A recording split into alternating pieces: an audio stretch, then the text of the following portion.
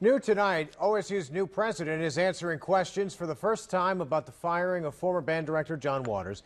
Waters is also speaking out as we get our hands on his personnel files. Fox 28 reporter Rob Wells has been digging into the documents. He's joining us now live in the newsroom with an update for us. Rob?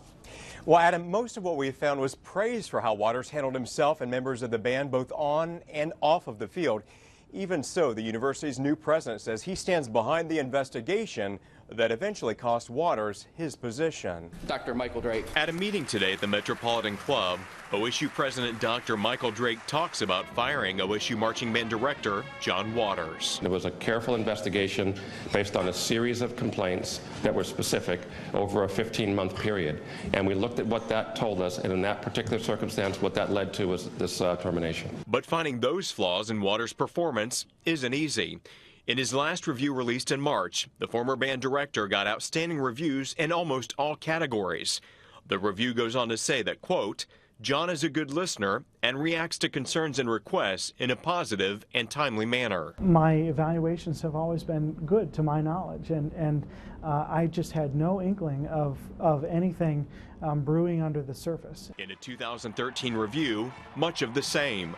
Waters was called remarkable in his efforts to, quote, introduce any changes into the culture of the bands, particularly where the alumni is concerned. I changed the culture, and with our students and our staff as a team, we changed the culture more quickly and more profoundly than it had ever changed in the past. But Dr. Drake stands behind the investigation that alleges that Waters knew of a sexually charged band environment and did nothing to change it. We read the report. It was profoundly disappointing to me. Dr. Drake hasn't told you how it is that a report can be considered valid when it deliberately omitted all of the good things that Jonathan did as band director to move the culture in the right direction. In the meantime, a 2011 review criticized Waters for the handling of funds given to the OSU marching band. Waters told me that until that point, no one had ever actually been hired specifically to handle band money. Waters pushed OSU administrators to find somebody for that job, which they finally did.